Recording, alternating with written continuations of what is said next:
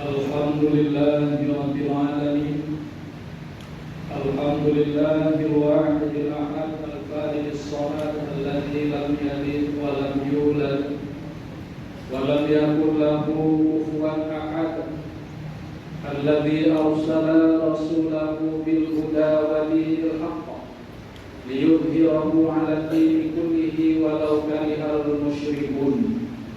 Asyhadu an la ilaha illallah wahdahu la syarika lah wa asyhadu anna Muhammadan 'abduhu wa rasuluh sallallahu alaihi wasallam la nabiyya ba'dah. Allahumma shalli wa sallim ala hadzal nabiyyil karim. Allahumma shalli ala Muhammad wa ala alihi wa ashabihi ajma'in.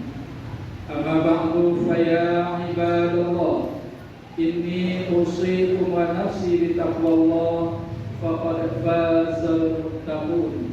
Ittaqullaha haqqa tuqatih wa la tamutunna illa wa antum muslimun. Qala Allah ta'ala fil Qur'anil Karim, a'udzu billahi minasy syaithanir rajim. Bismillahirrahmanirrahim.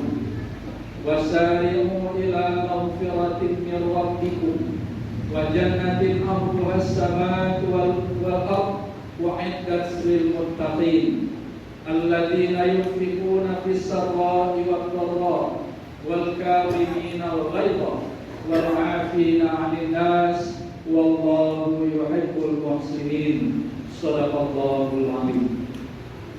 Bapak-bapak, saudara-saudara kaum muslimin sidang jemaah Jumat rahimakumullah. Mengawali khutbah Jumat ini, kembali kita mengaturkan puji syukur kehadiran Allah Subhanahu wa taala. Alhamdulillahirabbil alamin. Allah masih memberikan nikmat iman, nikmat Islam dan nikmat sehat serta kesempatan kepada kita, sehingga kita semua sudah dapat hadir di Masjid Baitul A'la yang kita cintai ini dalam rangka memenuhi perintah Allah, menunaikan ibadah sholat Jumat secara berjamaah. Tentu saja dengan harapan semoga ibadah kita ini dicatat dan dinilai sebagai ibadah yang tamat, yang sempurna di sisi Allah Subhanahu wa taala. Selanjutnya selawat dan salam marilah kita mohonkan kepada Allah agar disampaikan kepada Nabi Muhammad sallallahu alaihi wasallam. Bapak-bapak, saudara-saudara kaum muslimin sidang jemaah Jumat, khatib berwasiat kepada diri khatib sendiri dan kepada jemaah semuanya, marilah kita senantiasa meningkatkan keimanan dan ketakwaan kita kepada Allah Subhanahu wa taala dengan cara melaksanakan seluruh yang diperintahkan oleh Allah dan Rasul-Nya, sekaligus kita tinggalkan yang dilarang oleh Allah dan Rasul-Nya.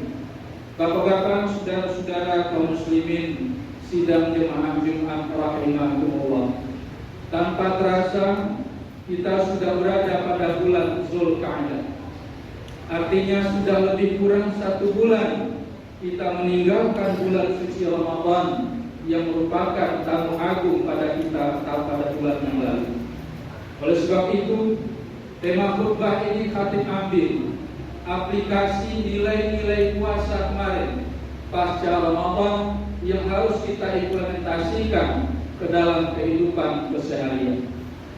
Bapak-bapak, saudara-saudara, ternyata tujuan tertinggi dari ibadah yang disyariatkan oleh Allah itu bukanlah semata-mata untuk mendapatkan pahala saja, tetapi jauh lebih tinggi dari itu.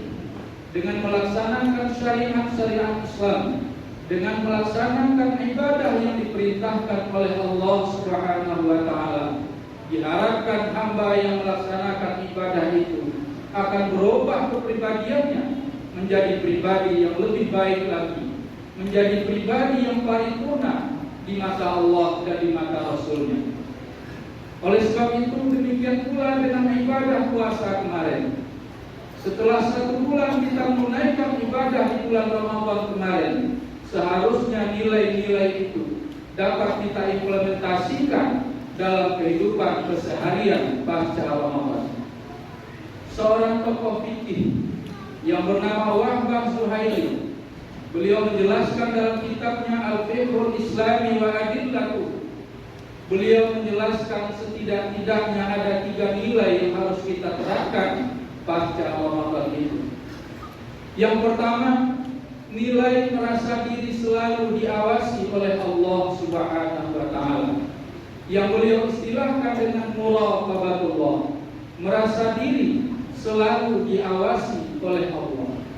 Muraqabah berasal dari kata raqabah, yang kita kenal malaikat di sebelah kanan kita namanya raqib, yang artinya orang yang mengintai, yang mengintip, yang selalu mengawasi kita.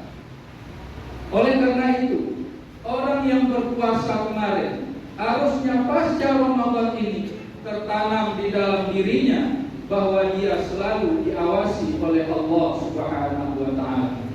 Bapak-bapak, saudara-saudara, kita bernostalgia sedikit dengan Ramadan kemarin. Di siang Ramadan, di tengah teringnya panas, perut lapar, dahaga dan haus yang luar biasa. Di rumah kita tidak ada anak, tidak ada istri. Nasi bekas sahur masih ada di meja makan. Kalau kita makan agak 1 suap, kemudian kita minum air 1 gelas, kemudian kita lalu mulut kita kering-kering dan berpura-pura lapar kembali, tidak ada yang tahu, tidak ada yang melihat, tidak ada yang menyaksikan.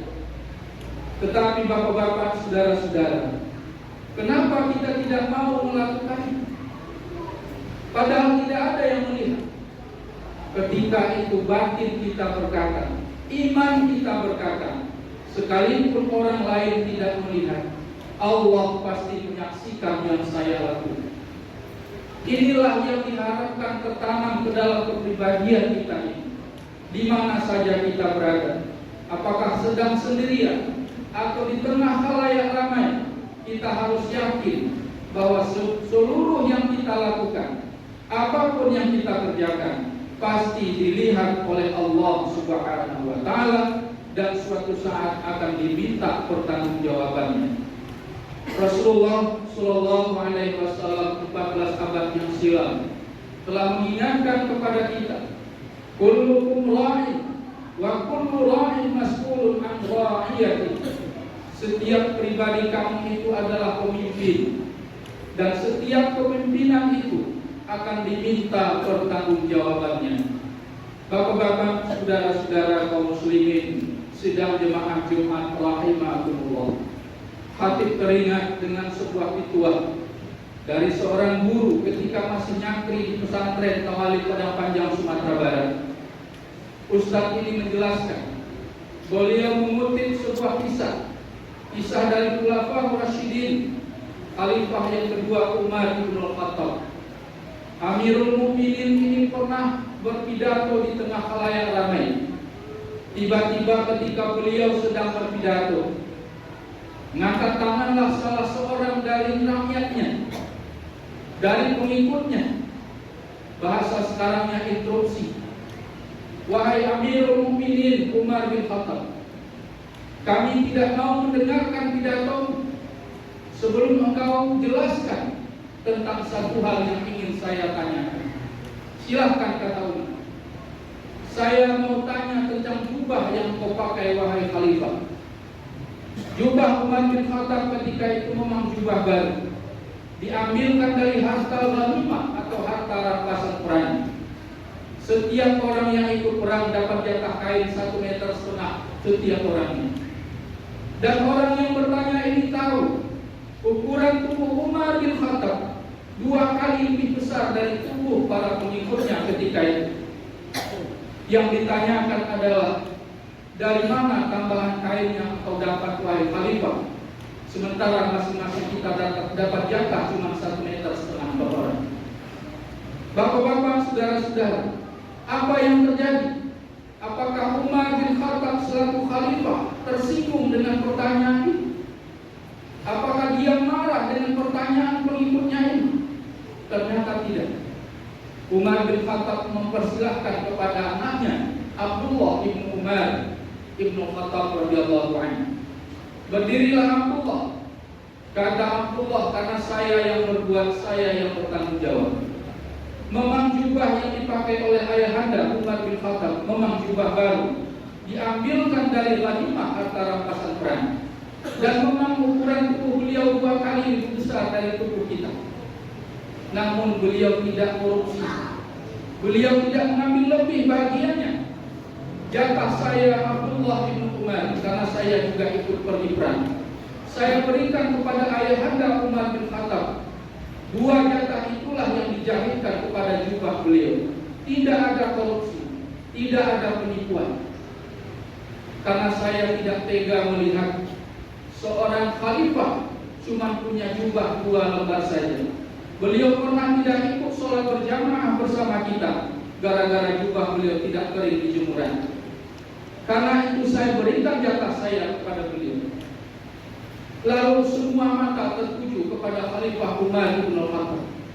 Ternyata Umar sudah menangis sesegukan. Sahabat yang tadi bertanya kembali menanyakan, apakah engkau tersinggung dengan pertanyaan saya, wahai Khalifah? Kaum muslimin, kata Umar bin Khattab, saya tidak tersinggung. Saya tidak marah dengan pertanyaan itu. Cuma saya baru saja disadarkan oleh pertanyaan itu, bahwa baru di dunia saya sudah diminta mempertanggungjawabkan soal jubah yang saya pakai. Ketahuilah wahai saudara-saudara, kata Umar bin Khattab, bukan hanya pakaian, bukan hanya apa yang kita nikmati sekarang, semuanya akan diminta pertanggungjawaban di hadapan Allah Subhanahu wa taala.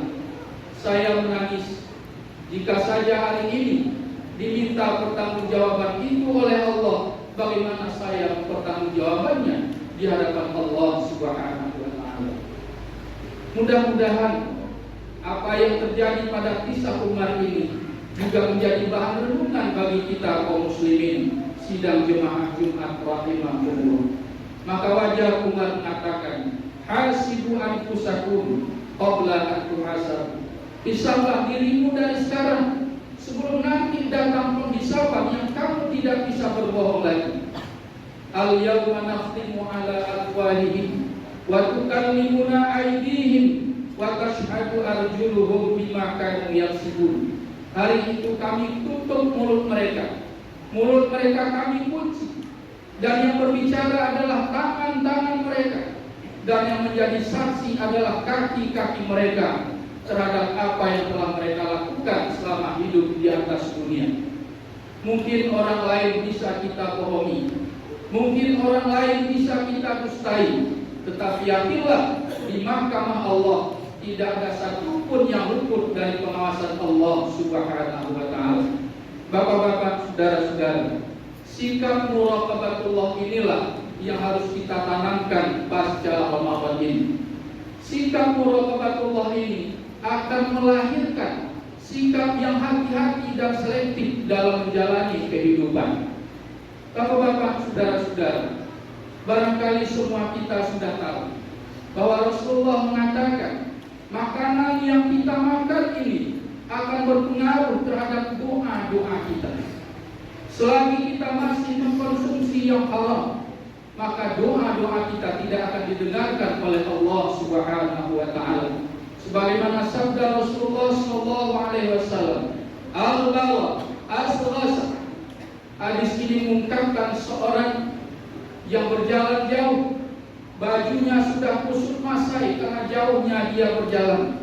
Sepanjang jalan orang ini menadahkan tangan, ya Rabbi, ya Rabbi, ya Rabbi, wahai Tuhanku, wahai Tuhanku, wahai Tuhanku. Ternyata Rasulullah menjawab doa-doa dia dengan mengatakan, anna yustajabu lah. Bagaimana mungkin Allah mengabulkan doa orang ini, kata Rasulullah. Matu'amuhu haramun wa mashrabuhu haramun. Makanan yang dia makan setiap hari berasal dari yang haram. Air yang dia minum berasal dari yang haram, dan perutnya dikenyangi oleh yang haram. Anna yustajabu. Lalu dengan jalan apa Allah bisa mendengarkan doa-doa orang ini? Oleh sebab itu, bulan Ramadan kemarin kemarin kita sudah dilatih meninggalkan yang haram.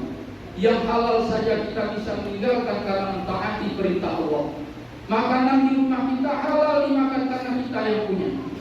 Istri halal digauli karena sudah kita nikahi. Tetapi karena dilarang oleh Allah kita bisa meninggalkannya. Tentu akan lebih mudah lagi bagi kita meninggalkan yang haram karena kita sudah terlatih meninggalkan yang halal.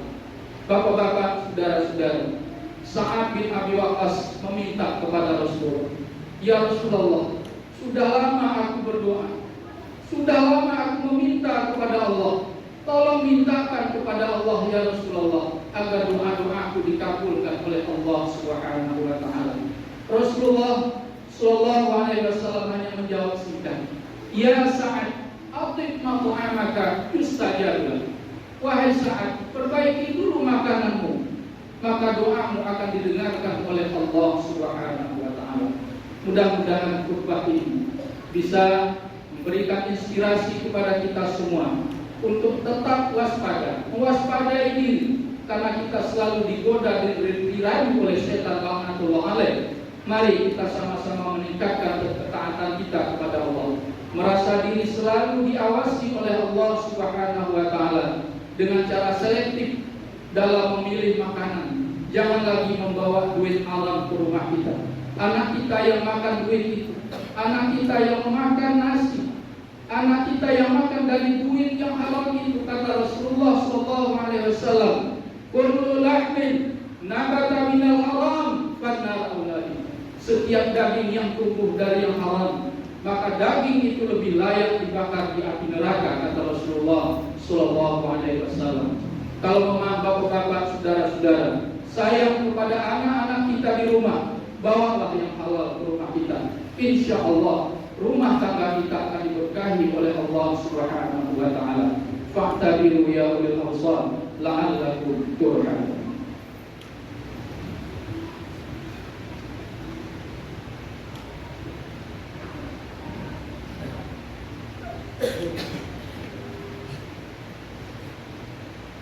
Alhamdulillahi rabbil alamin. Alhamdulillahilladzi hadana li hadza wa ma kunna linahtadiya laula hadana Allah. Asyhadu an la ilaha illallah wahdahu la syarika lah wa asyhadu anna Muhammadan abduhu wa rasuluh sallallahu alaihi wasallam la nabiyya ba'da. Allahumma shalli wa sallim ala hadzal nabiyil karim. Allahumma shalli ala Muhammad wa ala alihi wa ashabihi ajma'in. Amma ba'du fa ya ibadallah, inni usikum wa nafsi bi taqwallah faqad fazal muttaqun. Ittaqullaha haqqa tuqatih wa la tamutunna illa wa antum muslimun. Qala Allah ta'ala fil Qur'anil Karim, a'udzu billahi minasy syaithanir rajim. Bismillahirrahmanirrahim. Wal 'asr innal insana lafi khusr illa alladziina aamanu wa 'amilus shalihaat wa tawassaw bil haqqi wa tawassaw bis sabr. Innallaha wa malaikatahu yusholluna 'alan nabi ya ayyuhalladziina aamanu shallu 'alaihi wa sallimu taslima.